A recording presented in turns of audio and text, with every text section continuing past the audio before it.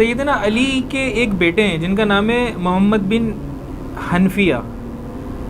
ان کے بارے میں آتا ہے کہ ایک تو یہ جنگ صفین میں بھی شامل تھے اور اپنے والد کے ساتھ تھے اور حضرت امیر معاویہ رضی اللہ تعالیٰ کے خلاف انہوں نے جنگ بھی کی تھی. لیکن اس کے ساتھ ایک اور چیز بھی آتی ہے. یہ بات بتائی جاتی ہے کہ محمد بن حنفیہ نے یزید کے بارے میں کچھ تعریفی کلمات بھی کہے تھے. تو یہ دو متضاد باتیں ایک ساتھ کیسے ہوتی ہیں؟ پرانیاں گلاں، پرانے فرقے، پرانے بزرگ، وہ ساڑھے تو کلپ آ کے نہیں ہوتے. ہمارے تو کلپ آ چکے ہیں، سب کا سب یہ جھوٹ ہے. یہ ناسبیوں نے پھیلایا کہ جی حضرت علی کا بیٹا ہے محمد ابن حنفیہ. یہ آپ کو پتہ ہے نا، سیدہ فاطمہ کی وفات کے بعد حضرت علی نے ایک حنفیہ نامی عورت سے شادی کی تھی. اس سے ایک بیٹا پیدا ہوا تھا محمد ابن حنفیہ اسے کہا جاتا ہے. حضرت علی کا بیٹا ہے. جنگ صفین میں ساتھ تھے. ان کی ٹانگیں، ایک ٹانگ بھی اس میں شہید ہو گئی تھی جنگ صفین میں. تو جنگ صفین تک تو وہ امیر شام کے خلاف تھے. بعد میں وہ ان کے حامی کہاں سے ہو سکتے تھے اس کی اولاد کے؟ جو امیر شام کو نہیں مان رہے ہیں اس کی اولاد کو کہاں سے انہوں نے ماننا تھا؟ کہانی ہے. پہلی بات ہے یہ حدیث کی کتاب میں نہیں ہے، یہ البدایہ والنہایہ جسے تاریخ ابن کثیر کہتے ہیں اس میں ہے. اور یہ روایت پوری یہ بیان نہیں کرتے. پوری روایت اس طریقے سے ہے کہ محمد ابن حنفیہ یزید کو ملنے کے لیے جاتے ہیں. جب واپس آتے ہیں تو لوگ آگے پوچھتے ہیں آپ نے یزید کو کیسا پایا؟ تو انہوں نے کہا جی میں تو اس کو سنت کی تلاش کرنے والا اور صوم و صلات کا بڑا پابند پایا ہے. یعنی وہ لوگ جن کے آباء و اجداد نے سنتیں بدلی ہیں. سب سے بڑی سنت تو یہ بدلی نا کہ اپنے بچے کو جانشین بنا دیا. صحیح حدیث ہے کتاب الاوائل امام ابن ابی عاصم کی کتاب میں سلسلہ حدیث صحیحہ میں البانی نے ڈالی ہے کہ میری امت کا پہلا شخص جو میری سنت کو بدلے گا وہ بنو امیہ سے ہوگا. اور اس کے انڈر شیخ البانی صاحب نے نا انجینئر صاحب کا ایک ویڈیو کلپ دیکھ کے نیچے لکھ دیا کہ ویسے جوک کے طور پہ کہہ رہا ہوں، میرے سے پہلے لکھا ہے انہوں نے، کہ اس سے مراد وہ شخص ہو سکتا ہے جس نے حکومت کو، خلافت کو ملوکیت میں بدل دیا. یعنی اس کو اپنے خاندان میں ٹرانسفر کیا. یعنی امیر شام نام لیے بغیر. تو محمد ابن حنفیہ تو صفین لڑے ہوئے تھے، وہ کیسے ان کی پارٹی کو قبول کر سکتے تھے؟ حضرت علی کا یہ بیٹا.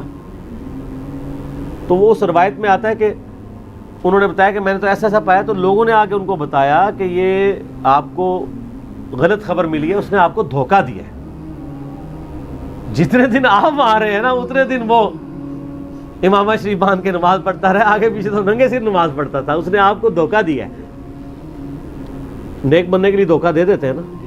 آپ دیکھتے نہیں ہیں یہاں پہ پچھلے دنوں ایک مذہبی شخصیت پاکستانی قوم پہ مسلط ہوئی تو آپ کے آرمی چیف کو بھی اپنے گھر میں محفل میلاد کرانی پڑ گئی اور اس نے اس فرقے کے مولویوں کے ساتھ سیلفیاں کھچوا کے تو اپلوڈ کروائی، یہ بتانے کے لیے کہ میں بھی تو اڑے چوا.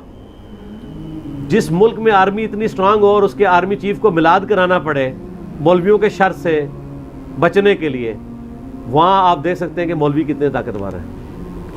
اس لیے مولانا فضل الرحمان کو ہلکا نہیں لینا. اکتوبر میں وہ دھرنا دے رہے ہیں، ہاں ہلکا نہیں لینا ان کو.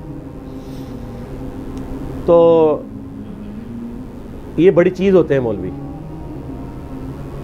تو وہ محمد بن حنفیہ جو ہیں وہ ان کو دھوکہ دیا گیا، کیونکہ اسی روایت میں آگے آتا ہے کہ عبداللہ ابن مطیع صحابی، یہ وہ صحابی ہیں جن کو نبی اسلام نے خود گھٹی دی ہوئی ہے، کم عمر صحابہ میں سے. وہ جب واپس آئے ہیں یزید کو مل کے، وہ کہتے ہیں قریب آسمان سے پتھر برس پڑے. جو کچھ میں نے یزید کے کرتوت دیکھے ہیں تو اس کی بیعت توڑ دی جائے. تو پوری روایت کیوں نہیں بیان کرتے؟ محمد بن حنفیہ تابعی ہے اور عبداللہ ابن مطیع صحابی ہے. صحابی کہہ رہا ہے وہ شرابی ہے، اس میں الفاظ ہے شرابی کے کہ یزید شرابی ہے اور وہ ایسے کرتوت کرتا ہے. تو عبداللہ ابن مطیع کی بات کیوں نہیں کوٹ کرتے؟ آدھی روایت کیوں کوٹ کرتے ہیں؟ علماء یہود کا کردار، افتؤمنون ببعض الکتاب وتکفرون ببعض.